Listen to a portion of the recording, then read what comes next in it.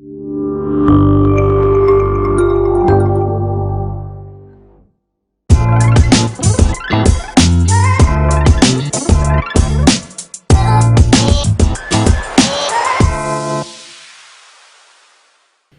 Souad Bekdouri El Khamel. Je rappelle que vous êtes président de l'Association marocaine des victimes du terrorisme. Merci à vous d'avoir accepté notre invitation au débat. Merci pour l'invitation. Bienvenue et merci également à Abdallah Chelfouazani d'avoir accepté notre invitation au débat. Je rappelle que vous êtes islamologue et spécialiste de la pensée islamique. Et merci également à Ahmed Riyet. Avec plaisir. Qu'on ne présente plus mais que je vais présenter, militant associatif et qui répond toujours à notre appel pour venir débattre sur les sujets importants, les sujets de société, les sujets du vivre ensemble. Mais avant de démarrer sur ce débat, je voulais peut-être vous interpeller les uns les autres sur hier en Norvège, à Oslo. Il y a eu les obsèques d'une des deux jeunes filles qui a été sauvagement assassinée à Imlil. Donc c'était en présence d'ailleurs de l'ambassadeur du Maroc. Et voir un petit peu votre sentiment là-dessus, sur obsèques officielles pour la jeune marraine. C'était hier. Oui, c'était un moment plein d'émotions. J'ai vu ça, j'ai vu les photos et la vidéo. C'est plein d'émotions, ça m'a rappelé un peu mon histoire. Et puis, pourquoi cette jeune fille est partie comme ça? C'est inhumain, le fait de séparer une jeune fille de sa famille, de ses études, de ses amis, et de la tuer d'une façon inhumaine. Ça me fait beaucoup de peine et ça pose en moi des questions sur ce que nous vivons maintenant et l'avenir de notre jeunesse, que ce soit au Maroc ou partout dans le monde. On a le débat Abdallah Chelfouazani, vous, sur les obsèques à Oslo de cette jeune marraine qui a perdu la vie à Imlil, sauvagement. J'ai vu les photos, j'ai vu l'émotion très forte, l'assistance, et je compatis.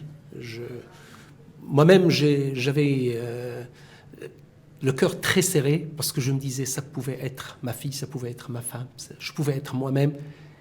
Qui a le droit?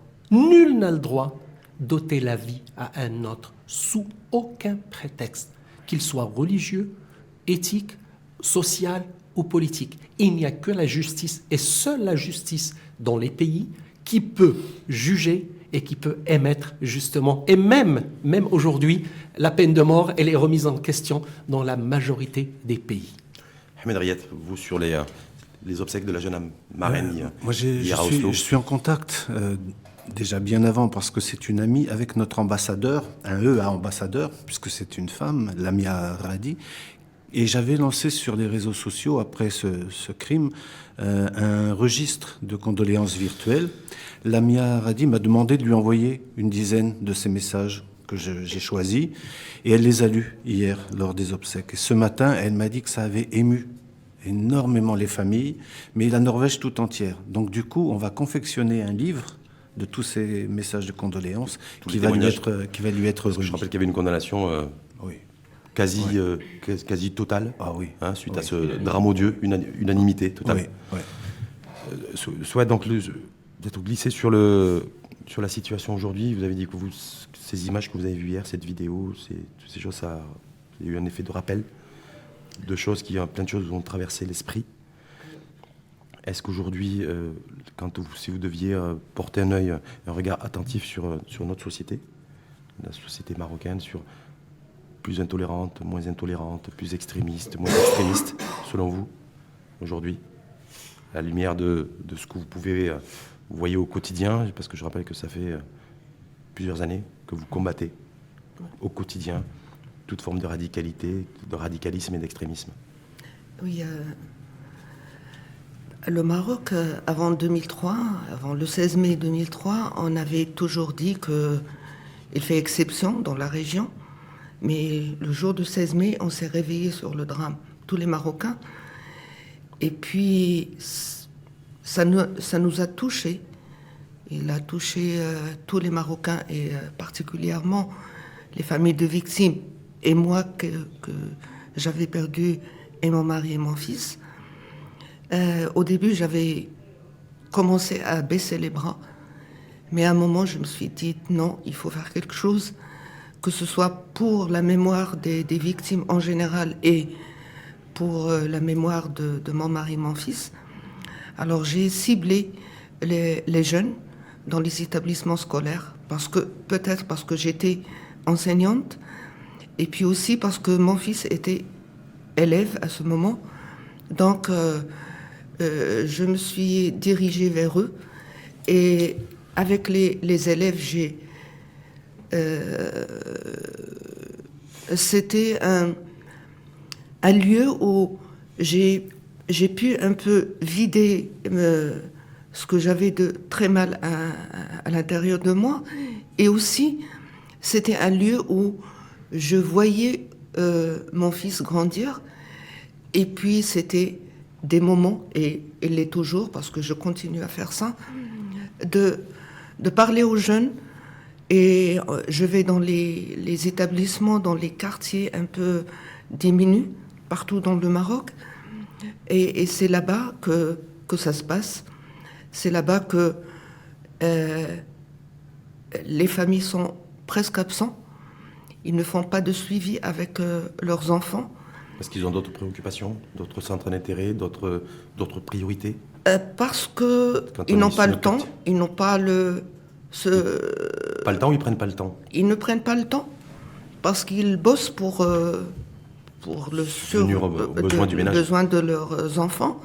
Et puis, c'est dans les écoles, dans les établissements scolaires que j'ai appris comment on peut radicaliser les jeunes.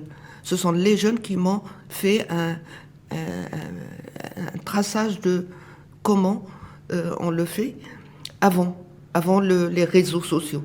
Et maintenant aussi, ils me racontent comment les jeunes peuvent basculer dans le... On reviendra sur l'école comme espace, mais je voulais voir avec vous, Abdelachel Fouazani, sur la société aujourd'hui, vous qui l'observez aussi depuis des années.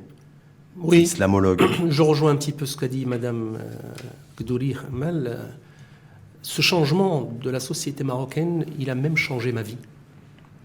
Moi, je n'étais pas dans ce registre-là. Moi, j'ai fait des études. De pharmacie, vous étiez dans... Voilà, moi j'étais dans la pharmacie, j'étais dans l'industrie pharmaceutique. Et puis je rentre au Maroc après plusieurs années et je trouve une société totalement métamorphosée. Moi, je suis né à Fès, j'ai grandi à Fès, dans une société qui était très ouverte, très tolérante. On avait des amis juifs, on avait des amis musulmans, on avait des gens qui ne croyaient pas, il y avait un respect. Je suis dans une famille profondément religieuse. Mon père est un enseignant à la Qarawiyyin, mais en même temps, c'est un chef soufi d'une grande zaouia. Et donc, il vivait dans le partage. Je pars, je reviens, je retrouve une société totalement changée, où on ne respecte plus l'autre. En combien de temps? Le laps de temps? Une dizaine d'années. C'est-à-dire, le changement, je l'ai constaté parce que je me suis absenté. Je suis sorti, je suis revenu. Peut-être que si j'étais resté, je ne l'aurais pas constaté. Parce qu'on se familiarise avec le changement. Plus intolérante la société aujourd'hui? Absolument. Et c'est pour ça que j'ai arrêté. C'est-à-dire, j'ai fait un cursus d'islamologie et en obtenant un doctorat, j'ai intégré l'université et j'ai arrêté. Pour mieux comprendre les phénomènes sociaux, pour mieux contribuer au rétablissement de cette image que j'avais de la société marocaine. Parce que j'ai compris qu'à l'école, à l'université, on pouvait changer les gens. Et changer un jeune, c'est changer une société du futur.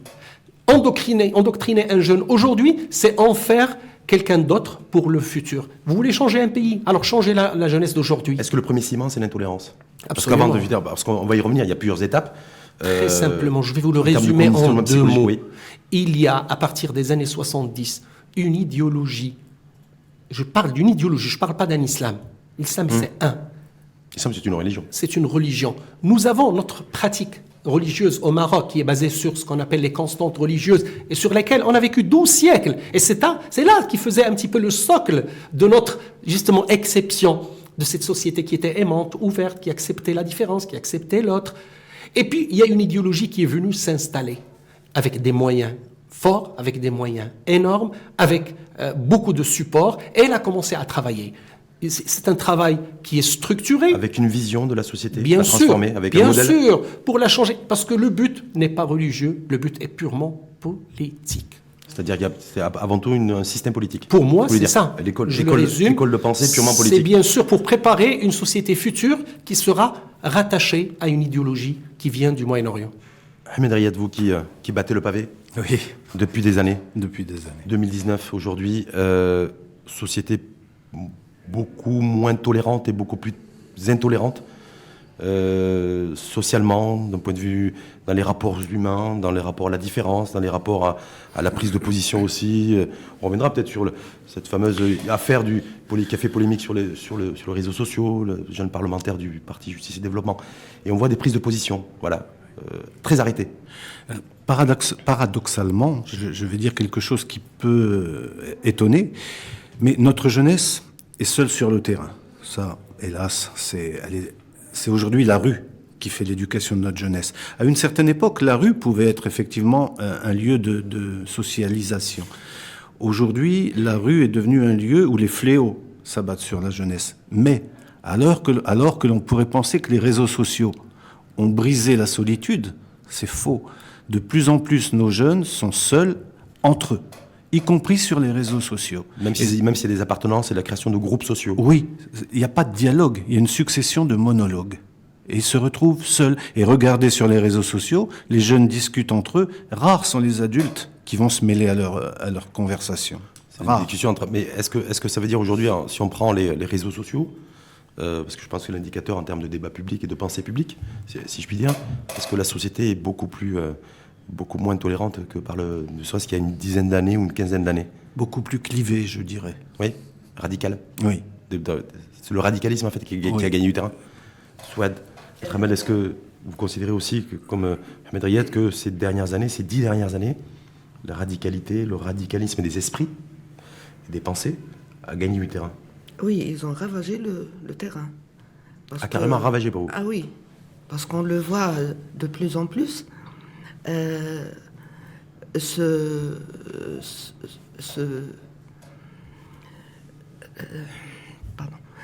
qui nous a arrivé de l'Orient, il a pris du temps pour entrer, pour s'infiltrer par beaucoup de moyens. Ils ont beaucoup de moyens d'endoctriner les gens. On parle des jeunes, mais il n'y a pas que des jeunes, il y a aussi les adultes. Il y a les mamans, il y a les papas aussi. Parce que si on vit dans un milieu ou une famille où il n'y a qu'un jeune qui est un peu endocriné, les parents, ils peuvent réagir, ils peuvent c'est intéressant que vous disiez ça, soit parce que très souvent les parents, en fait, quand il y a eu le fait accompli, le drame d'ailleurs, nous on savait pas, on n'avait jamais imaginé on n'avait pas vu le coup venir. Même les amis, les proches du voisinage, c'est très d'ailleurs pour Marrakech, pour prendre l'exemple sordide, mais mais le plus récent, c'est très souvent le voisinage et la famille et les épouses d'ailleurs. Oui, mais parce qu'ils résident à Marrakech en fait, étaient surpris en disant mais on pensait pas que. Il y a déjà un changement. Il y a déjà un changement sur l'aspect physique. Il y a un changement vestimentaire. Il y a un changement même par rapport à leur famille, à leurs enfants. Ce sont des indicateurs. Mais changement de comportement en fait. Changement de comportement. Oui. Parce que quand un jeune bascule de l'autre côté, la première chose qu'on lui apprenne, c'est de couper les ponts avec la famille et surtout avec la maman. La maman. De couper le cordon. Oui. Couper, mais... Cordon affectif en tout cas. Affectif. Oui. Ne pas embrasser la maman, ne pas manger avec la maman, ne pas parler avec la maman. Parce que la maman, c'est l'affection, c'est... Voilà. C'est ce qui retient la vie. C'est intéressant par rapport à ce qu'il dit Souad, parce que je voulais voir aussi avec vous, Ablachev Louazani, quand il y a des personnes au quotidien, hein, ça a dû certainement vous arriver, une femme par exemple, à qui je vais tendre la main et qui refuse de me serrer la main. Oui, est-ce que ça a toujours existé chez nous? Est-ce que ça arrive tout le temps? Est-ce qu'elle doit être interpellée par ça? Est-ce que c'est la traduction d'un phénomène, d'une atmosphère sociale qui est particulière? Non, c'est quelque chose qui est nouveau pour nous. Mais là aussi, c'est quelque chose qui émane d'une mauvaise interprétation de texte. Et ça, c'est justement... Mauvaise interprétation, d'une méconnaissance totale. Parce que des fois, il y a... Non. Bon, méconnaissance pour le réceptacle. Oui. Mais pour l'émetteur, c'est une mauvaise interprétation. C'est-à-dire, il interprète mal pour aboutir à un résultat. Et vous avez parlé de l'endoctrinement. Bah, ils travaillent à différents niveaux. Ils ont visé, bien sûr, la jeunesse parce qu'ils préparent le futur, mais ils ont aussi visé le présent. Et le présent, c'est à travers d'autres moyens. Les médias, ils savent bien que la télévision marocaine, malheureusement, ou les médias marocains ont démissionné et que les gens vont maintenant chercher les satellites, les chaînes satellitaires. Eh bien, ils visent. Vous savez qu'aujourd'hui, il y a 23 chaînes satellitaires qui travaillent sur le sujet religieux. C'est énorme. Avec quoi comme message dominant? C'est quoi le message globalement dominant? C'est l'endoctrinement, tout simplement. Oui. Entre les 23 chaînes, il y a 13 chaînes wahhabites et 10 qui sont chiites. Et il n'y a aucune chaîne aujourd'hui qui délivre un message sur l'islam selon la conception et la pratique marocaine. On avait beaucoup d'espoir sur la 6, Qanat Mohamed Salis. Sur la radio, oui, c'est déjà très bien, elle marche très bien. Mais la télévision, malheureusement, elle n'est pas encore à la hauteur. Pour pouvoir contrecarrer ce phénomène, ce fléau, ou cette masse aujourd'hui de messages qui arrivent. Vous rentrez dans tous les foyers, ou la majorité des foyers, vous trouvez Iqra, vous trouvez Risala, vous trouvez Alhamd, vous trouvez Zahra. Il y a énormément de chaînes aujourd'hui qui ne font que ça. Et finalement, le modèle qui va se dégager dans le futur, c'est le modèle à l'orientale et pas à la marocaine. Donc en fait, c'est une question, clairement, l'enjeu, c'est une vision du monde. Bien sûr. Donc entre le monde occidental, occidentalisé et le monde orientalisé. Bah oui, c'est créer un fossé et dire que l'autre, c'est notre ennemi. Mais nous, quand on est du Maroc aujourd'hui, où est-ce qu'on regarde? C'est-à-dire on est connecté avec quel, ça dépend, avec quel monde? Ça dépend du niveau social. Oui, si vous êtes d'un niveau social, vous êtes connecté sur la France. Vous voyez TF1, Antenne 2, TV5, France 24. Si vous êtes d'un autre niveau, vous regardez CNN. Et si vous êtes d'un niveau autre, eh ben vous regardez Al Jazeera, vous regardez l'Arabia, vous regardez Iqra, vous regardez Risala, et vous regardez un certain nombre de chaînes. Parce que le pôle national, les chaînes marocaines qui font partie du pôle national, n'ont pas réussi à créer un produit haut niveau qui peut capter notre téléspectateur marocain et ne pas le laisser aller justement dans les bras de l'extrémisme. Ahmed Riyad, est-ce qu'il faut faire une distinction entre conditionnement idéologique et conditionnement social? Parce que je voulais voir aussi avec vous sur le fait que est-ce que les personnes qui ont commis l'irréparable, par exemple à Émile, si on peut encore les considérer comme des individus, comme des personnes, mais est-ce que c'est plus du conditionnement social ou du conditionnement idéologique? Est-ce que c'est des fous, des psychopathes ou des conditionnés religieusement et d'un point de vue idéologique? Avec un peu de recul. Je pense qu'au départ, ils sont conditionnés, mais qu'ils sont dans une espèce d'état second qui fait qu'on peut effectivement les assimiler à des fous, même si je mets le terme entre guillemets, fous en ce sens où ils ont coupé l'humanité qui est en eux. Plus rien ne les relie à la vie. Il y a une espèce d'idéologie de la mort où les conditionneurs, ceux qui arment les bras en bouffant les cerveaux, leur disent « Regarde, tu es méprisé, tu as une vie médiocre, personne ne te respecte. Nous, on te propose un au-delà où tu deviendras un héros. » C'est-à-dire qu'ils tirent profit de la misère sociale ou de la précarité sociale. Bien sûr. Donc il y a un double conditionnement, mais d'abord idéologique pour vous. Je pense. Soit Paul, pour vous. Moi, je vais dire, il y a les deux. Il y a le milieu social, la précarité, et puis il y a l'endoctrinement. Comme a dit Ahmed, ça joue sur les deux. Parce que très souvent on disait oui, attention aux raccourcis, précarité sociale, radicalisme et violence. Voilà. Est-ce que ce chemin-là, cette locomotive-là, trois éléments, oui. Parce que c'est pas parce qu'on est démunis socialement qu'on va commettre les personnes. Presque la moitié des Marocains, ils sont issus de familles très modestes. Quand on va sur les réseaux sociaux et qu'on écrit en français, qu'on pose des commentaires en disant qu'une fille qui se respecte ne se fait pas agresser dans la rue, en tout cas ne se fait pas harceler. Ce qui est faux. C'est des choses aussi qui fleurissent aujourd'hui sur les réseaux sociaux. On peut trouver une femme de mon âge. Mais quand vous voyez ça, vous, avec ce que vous avez vécu, avec ce que vous êtes, avec ce que vous combattez. Mon enfance, que moi je viens d'une ville qui est Tanger, mon enfance, ma jeunesse, c'était le vivre ensemble, le vrai vivre ensemble. Et il n'y avait pas on ne voyait pas. Il y a toujours l'harcèlement, mais on ne le voyait pas comme ça. On ne vous a jamais imposé le tenue vestimentaire? Non, jamais. Mon père qui était... Comme vous le souhaitiez? Mon père qui était frais, c'est-à-dire un homme de religion qui a fait le Qarawain, qui était doul, qui était toujours avec djellaba, voilà.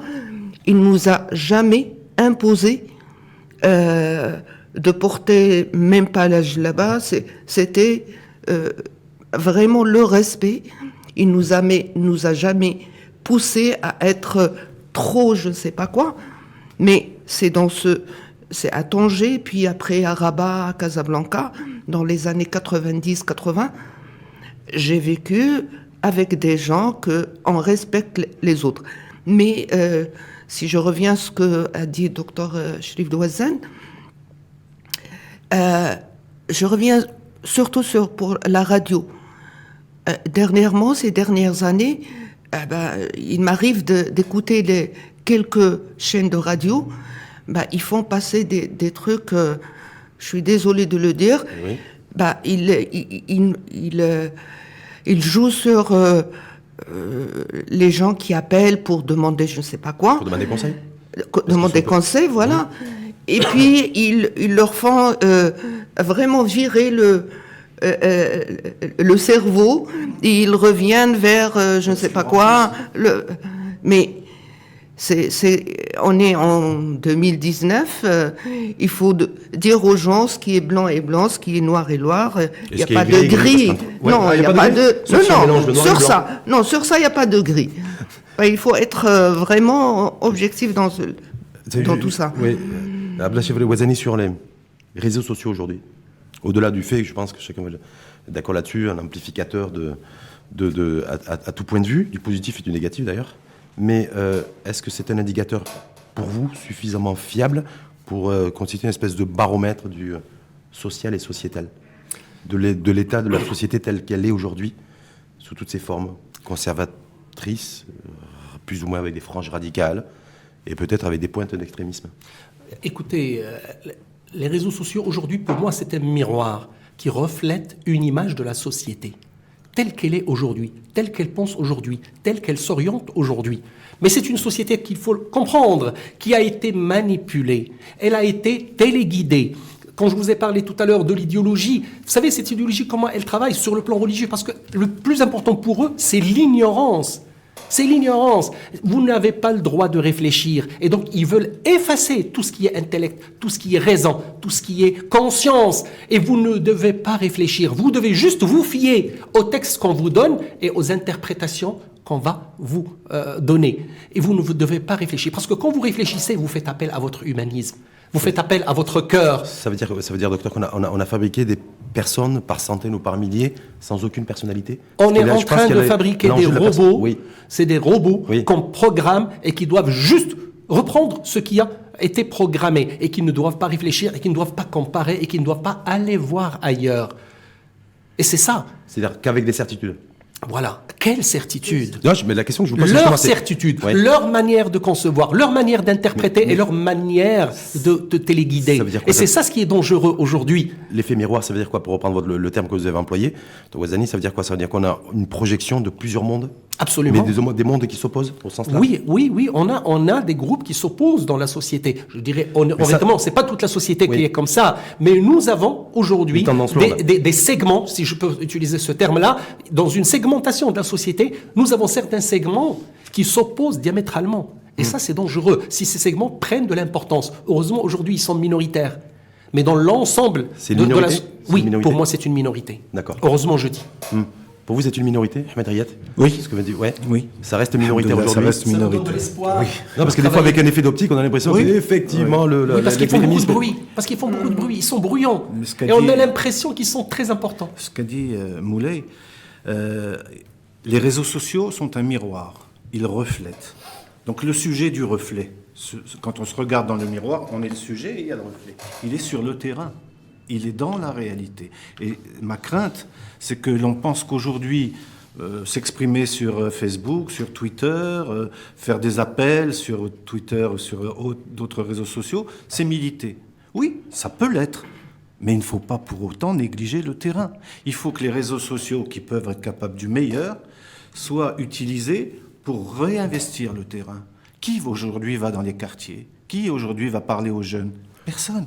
On croit que si on le fait sur Facebook, ça y est, on a rempli notre mission. Un exemple très, très frappant et simple. Combien de jeunes, alors parce qu'ils ont liké, au moment des élections par exemple, ont liké, m'ont dit « ça y est, on a voté ». Mais non, vous n'avez pas voté, vous avez liké. C'est les nouveaux codes générationnels, voilà. Ça peut être le code numérique.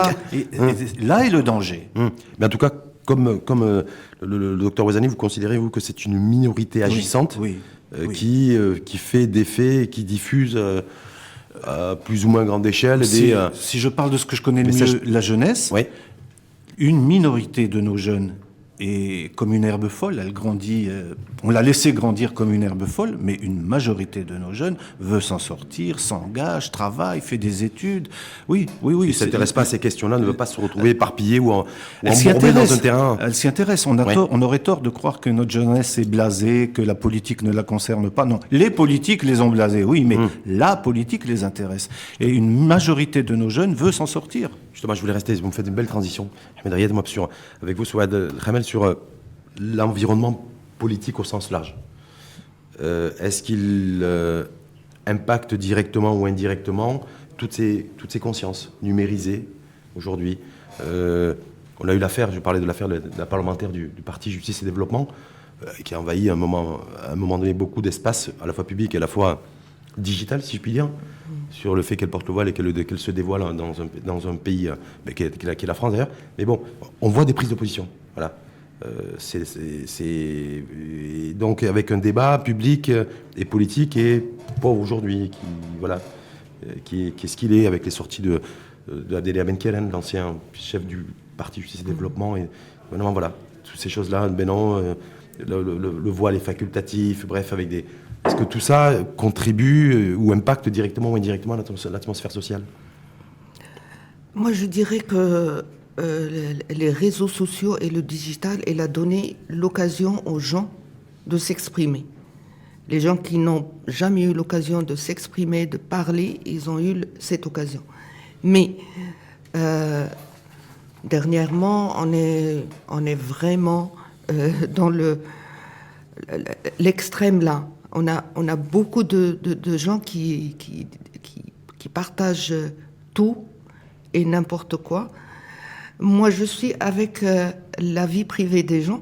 Il ne faut pas tout étaler parce que ça reste un choix.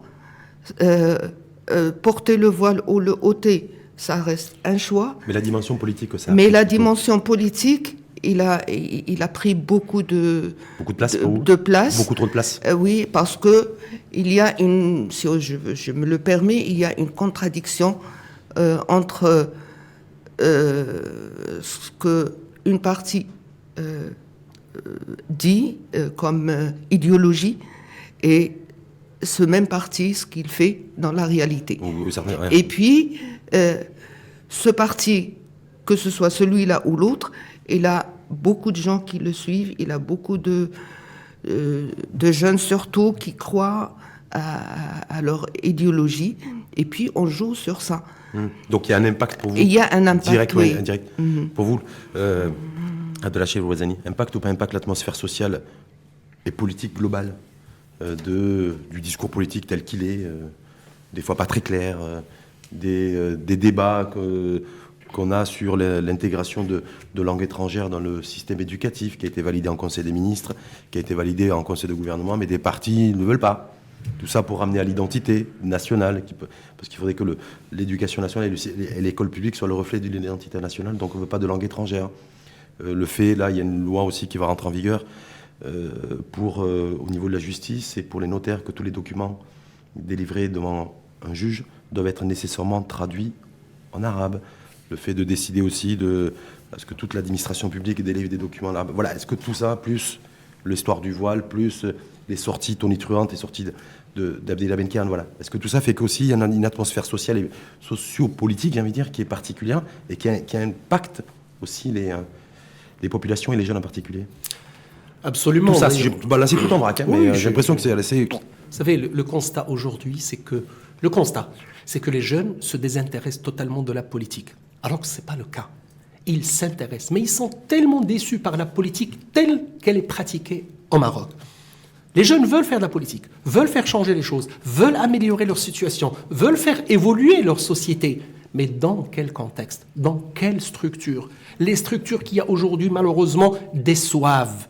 Et les cas que vous avez cités, qu'on voit un peu partout, ne font que renforcer cet état de déception chez les jeunes et même chez les moins jeunes. Moi, je suis le premier. Je suis totalement déçu par la pratique politique au Maroc. Finalement... Actuelle ou depuis quand?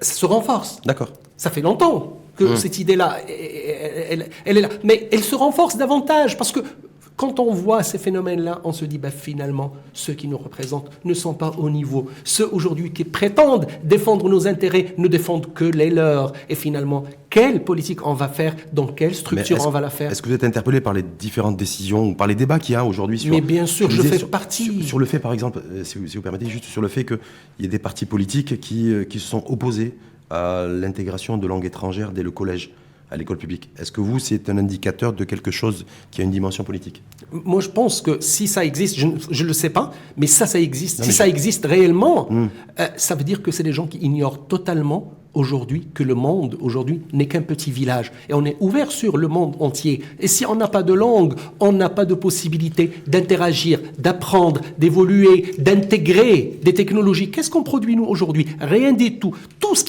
que nous avons vient de l'étranger. Comment peut-on le concevoir? Comment peut-on aujourd'hui préparer nos jeunes à acquérir de la formation, de la connaissance et du savoir pour venir servir leur pays s'ils n'ont pas de langue? En langue arabe, ils vont rien apprendre.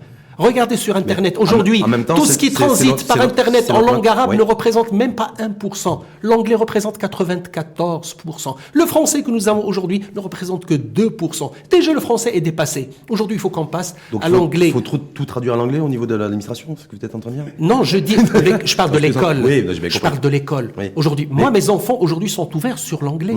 Je leur dis, l'avenir, c'est l'anglais, ce n'est pas le français. Bien que vous étudiez en français, mais allez, vous voulez faire de la recherche, vous voulez évoluer, vous voulez être des citoyens du monde, intégrez les langues qui vous le faciliteront. Et c'est pas l'arabe, c'est pas le français. L'arabe, c'est votre identité. Oui, c'est votre credo, c'est votre foi. Oui, pour connaître un petit peu votre religion. Mais pour acquérir la connaissance aujourd'hui, allez vers les domaines où ça se passe. Et ce n'est pas ici. Ahmed Rayet. Moi, ce que je dénonce, c'est l'hypocrisie. Retour de l'arabisation ou pas? Non, voilà, justement, on est en plein dedans. On est sur un retour de l'arabisation. Voilà, non, on est sur un retour en première ligne de l'hypocrisie. Ceux qui préconisent qu'il faut retirer l'apprentissage des langues étrangères à l'école sont les premiers à envoyer leurs enfants dans les missions ou à l'étranger pour que justement ils bénéficient de l'apprentissage de ces langues étrangères. Cette jeune députée qui porte le voile ici et qui se dévoile à Paris. Et d'ailleurs, moi, je respecte complètement sa vie privée. Elle a parfaitement le droit de s'éclater devant le Moulin Rouge à Paris. Et elle est infiniment plus jolie et plus à l'aise sans voile qu'elle est ici. Ce que je lui reproche, c'est non pas... Je ne voudrais pas que nous nous mêlions de sa vie privée à elle, mais je lui reproche à elle de se mêler de la vie privée, la nôtre, de dire aux femmes, vous devez porter le voile. C'est encore une fois, fais ce que je dis, mais ne fais pas ce que je fais. Et quand Abia Benkiran dit c'est facultatif le port du voile, il a fait cette sortie. Parce que ça l'arrange. C'est-à-dire, c'est parce qu'il fallait c'est la géométrie variable. Défendre ça. Depuis le début, il aurait dû défendre ça alors. Oui. Vous là-dessus sur... j'ai envie de dire, quand on est dans... Parce que vous êtes passé, vous avez fait référence à Tanger. Oui. Vous êtes native de Tanger. Oui. Papa qui était frais. Oui. Vous avez votre vie, parcours de vie a fait que vous avez vécu des moments extrêmement douloureux, extrêmement difficiles. Vous êtes toujours en train de combattre un petit peu sur le terrain. Si vous avez un message à délivrer, vous allez me voir venir. À celles et ceux aujourd'hui qui se disent, voilà, je ne sais plus trop où va le Maroc. Je ne sais plus trop quelle direction pour le pays. Je ne sais pas vers quel modèle, en fait, qu'on va pouvoir décliner pour un peu se respecter et apprendre plus à s'aimer qu'à se détester. Qu'est-ce que vous diriez? Moi, je dirais il faut retourner et apprendre à vivre ensemble. Il faut aimer l'autre. Il ne faut pas franchir sa vie privée. Et si je rebondis sur l'apprentissage des langues, c'est quand on apprend une langue étrangère, on commence déjà à connaître l'autre. Et si on connaît l'autre, on l'accepte, on partage avec lui et on va diminuer la haine qu'on peut y avoir. C'est le rejet de l'autre, si on le connaît, ce ne serait-ce que si on n'a pas les moyens de voyager, utiliser les réseaux sociaux pour le positif, pour apprendre à connaître l'autre, à vivre avec et ne pas le haïr, au contraire, l'aimer. Il faut accentuer tous les moyens de réformer cette société qu'on avait avant, qu'on avait quand on était jeune, ma génération. C'était l'accept de l'autre, c'est pas sans discuter, mais on n'entrait pas dans la question se posait même pas en fait. Même pas, que ce soit dans la vie de tous les jours, dans l'idéologie qui se partageait entre les gens, entre les partis politiques, et voilà. Et puis les partis politiques, il faut le dire, avant, ils jouaient un rôle très très positif pour les jeunes. Oui, l'encadrement des jeunes, mais maintenant, les partis politiques de droite jusqu'à la gauche ou le contraire, moi je vois qu'ils sont en train de jouer ou d'essayer de faire le maximum pour leur intérêt personnel et voilà, et arriver à gouverner, mais gouverner qui et comment? Abdelhacheb Ouazani, sur est-ce que tout ce que vous avez analysé, le ressenti de chacun, il l'analyse, parce qu'il n'y a pas que du ressenti. Est-ce que c'est aussi le prix à payer de la modernité sociale, d'une forme de modernité sociale aussi? Parce que ça se modernise, on voit bien que le couple d'aujourd'hui, c'est pas le couple d'hier, la vie de famille, l'éducation donnée à ses enfants, l'environnement dans lequel on vit, on est sur des choses très dynamiques qui se modernisent sous inspiration, qu'on aime ou qu'on n'aime pas, occidentale, à tout point de vue. Est-ce que là, ce qui se passe là aujourd'hui, les vases, j'avais des espèces de vases communicants, de sable mouvant, de dynamiques, différentes dynamiques sociales, c'est pas aussi le prix à payer de la modernité sociale et qu'on doit franchir ce cap et ce cycle sans trop de dégâts? Vous savez, il y a toujours une mouvance, il y a toujours une opposition entre deux groupes. Un qui avance et l'autre qui résiste, qui veut rester aux arrêts. Et nous, on dit, celui qui n'avance pas, recule. C'est ça. Pour pouvoir faire partie de ce groupe qui avance, vous devez payer un prix. Et c'est un prix qu'on paye aujourd'hui. Mais nous devons l'assumer. Et nous devons continuer à l'assumer et à faire de l'avant. Pour aller de l'avant. Pour aller changer les choses. Pour aller faire évoluer les choses. Sayyidina Ali, karramallahu wajhah, disait une belle parole. Il disait « Éduquez vos enfants pour leur époque. » Parce qu'elle est différente de la leur. C'est-à-dire ça veut dire que les époques changent, elles évoluent et nous devons accompagner ce changement. Nous ne devons pas rester aux arrêts. Et je voudrais quand même rappeler une belle parole coranique. Allah subhanahu wa ta'ala dit Ya ayyuhan nas, inna khalaqnakum min dhakarin wa untha wa ja'alnakum shu'uban wa qaba'ila lita'arafu inna akramakum 'inda Allahi atqakum. C'est une belle parole coranique, c'est un message divin qui nous interpelle, nous les humains, aux gens. Il n'interpelle pas les croyants ou les musulmans ou les juifs ou les chrétiens. Il interpelle l'humanité qu'il a créée, qu'il a aimée. Parce qu'il a aimé cette humanité, il l'a créée et l'a mise sur terre. Une épreuve, elle est à l'épreuve. C'est celui qui va être le mieux agissant qui va gagner dans l'au-delà. Il nous interpelle, il nous dit « Je vous ai créé de mâles et de femelles, c'est-à-dire d'hommes et de femmes. Et j'ai fait de vous des nations et des peuples pour que vous vous entreconnaissiez. » Première constatation. Parce que nous devons lire entre les lignes. Qu'est-ce qu'il veut dire ce message? D'abord, il veut nous dire « Je vous ai créé différents. Il y a un homme, il y a une femme, il y a des peuples, il y a des nations. » C'est au pluriel. Ça veut dire que la différence est quelque chose qui est voulu par le Dieu, subhanahu wa ta'ala. Il veut qu'on soit différent. Comment nous, on ne veut lutter contre la différence? Nous devons l'accepter et nous devons l'intégrer. Ça, c'est le premier constat. Deuxième constat, je voudrais Connaître l'autre, parce qu'il m'interpelle. Allah subhanahu wa ta'ala, il me dit, allez vers l'autre pour le connaître. Si je veux le connaître, je dois parler sa langue, je dois connaître sa mentalité, je dois connaître sa culture. Et donc, je dois faire l'effort, moi, je dois faire l'effort d'intégrer sa langue, d'intégrer sa culture pour que je puisse interagir avec lui et construire quelque chose. Ce que je disais un peu tout à l'heure. Juste un dernier mot sur les libertés religieuses, avec en toile de fond la venue du pape, mois de mars, au Maroc. Ça fait très longtemps d'ailleurs qu'un pape n'était pas venu, je crois, depuis les années 80. 34 ans depuis les années 80, c'est Jean-Paul II qui était venu à à l'invitation Casablanca. de Sa Majesté Hassan II. Voilà, c'était à Casablanca d'ailleurs. Mais liberté religieuse, est-ce qu'il y a un enjeu là de dynamiser plus d'espace L'enjeu commence par la connaissance. Connaître les religions, connaître les civilisations. Et je me suis rendu compte, de par les activités que l'on mène à Marocain Pluriel, que chaque fois qu'on a mis en présence nos jeunes, avec d'autres jeunes, des compatriotes de confession juive, ou bien des subsahariens, ou bien des Européens chrétiens, à chaque fois, le dialogue s'instaure. Et après ce dialogue, ils se disent, en fait, c'est le même message.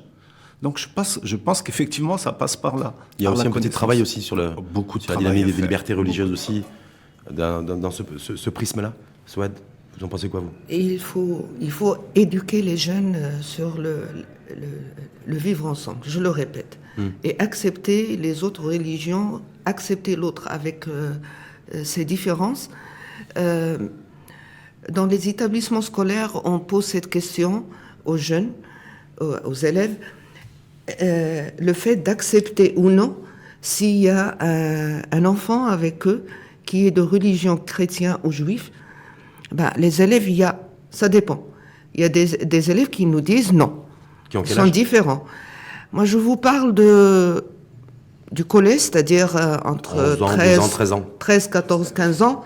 Et il y a quelques-uns qui nous disent non, ils sont différents, on ne peut pas les accepter, ils ne parlent pas, déjà, ils ne parlent pas notre langue. Et voilà, c'est pour ça qu'on insiste sur la langue, l'ouverture sur l'autre. C'est pour ça que je voulais vous interpeller sur Et l'introduction des langues puis, étrangères au collège. il y a d'autres élèves qui nous disent oui, ce sont des êtres humains comme nous, et c'est une occasion de connaître leur religion. Ce sont des jeunes qui nous disent ça. Et ça, je le trouve merveilleux. Bien sûr, c'est... Et dire que nos jeunes ne savent rien, ça c'est faux. Il faut juste aller vers nos jeunes. Abdelaziz Vouazani, comme Souad, vous animez des conférences, vous, dans les endroits des campus universitaires, à la rencontre des étudiants? Absolument, c'est ce que je Qu'est-ce que fais vous avez comme tout le temps. ressenti? C'est pour ça que j'ai dit tout à l'heure, moi je suis optimiste. Je vous ai parlé des deux segments extrémistes qui sont minoritaires parce que pour moi, il y a beaucoup d'espace aujourd'hui à conquérir. Et c'est cet espace de la grande majorité des Marocains qui ne sont pas extrémistes. Et quand je dis extrémistes, sur les deux bords, extrémistes religieux et extrémistes anti-religieux. Oui. La majorité des Marocains sont ouverts, sont acceptables, ils acceptent, ils sont aimants. Sauf qu'aujourd'hui, il y a une morosité qui s'est installée dans notre société. Il faut dépoussiérer, il faut aller de l'avant, il faut continuer à faire l'effort, il faut continuer à payer le prix. Et je voudrais juste terminer sur un mot. Je voudrais juste saluer, je ne dirai pas le nom, mais c'est un groupe scolaire très important qui existe à Casa, à Rabat. Ils ont plusieurs écoles, ils ont même des écoles françaises. Et qui Est-ce qu'ils font quelque chose de bien? Oui. Donc citez-les. Oui. C'est le groupe ça. Saham Éducation. Ah, d'accord. Ils ont fait appel à moi et on est en train de travailler sur la refonte totale du programme d'éducation religieuse pour le primaire. Et on est en train d'axer sur les valeurs, sur les vertus. Et on est en train de renforcer justement ces valeurs chez l'enfant dès le CP pour qu'il puisse connaître ce que c'est que l'amour, ce que c'est que le respect, ce que c'est que l'abnégation, ce que c'est que la modestie, ce que c'est que ces valeurs qui sont universelles et sont aussi religieuses. Puis à mon avis, ce que c'est que la religion aussi. Parce Bien sûr, de toute façon, c'est un programme d'éducation religieuse, mais qui est ouvert et qui renforce chez le petit enfant, justement, cette ouverture d'esprit et cette acceptation de l'autre. Merci. Juste pour conclure, Souad, oui. Oui, je rebondis sur les valeurs. Alors, quand on va dans les établissements, le thème, c'est toujours les valeurs. Alors, les enfants de 11 ans jusqu'à 18 ans, ils savent par cœur les valeurs différentes. Mais on leur pose la question, est-ce que dans la pratique, il y a ces valeurs. Ils nous disent oui parfois, mais en majorité non. Ils apprennent par cœur pour la note, pour les examens, mais chez eux, entre amis, dans l'école, ils ne sont pas conscients de ces valeurs. Pourquoi ? Parce que c'est un cadre familial qu'il n'y a peu ou plus de valeurs. En tout cas, merci. Merci à chacun d'entre vous. Je rappelle que ce soir, à 19h, Casablanca, La Scala, Café Politis, qui aura pour thème comment prévenir la jeunesse face contre la radicalisation. Si vous le permettez, Rachid, je voudrais saluer l'UNESCO, le bureau de l'UNESCO à Rabat, qui va faire en sorte qu'un de ses représentants soit présent pour intervenir, et le directeur général de la DGSN, Si Hamouchi, qui a accepté de nous déléguer un commissaire principal qui viendra parler sur ce thème aux côtés de Mme Khmeil et de Cherif Ouazzani. Merci, en tout cas, merci à vous, Souad, Khmeil, d'avoir accepté notre invitation au débat et d'avoir apporté le contenu, y compris émotionnel, durant ce débat. Je vous rappelle que vous êtes président de l'Association marocaine des victimes du terrorisme. Merci également au Dr Abdallah Cherif Ouazzani. Merci, Rachid. Islamologue et spécialiste de la pensée islamique. Et merci Ahmed Ayat, militant associatif et fondateur marocain pluriel.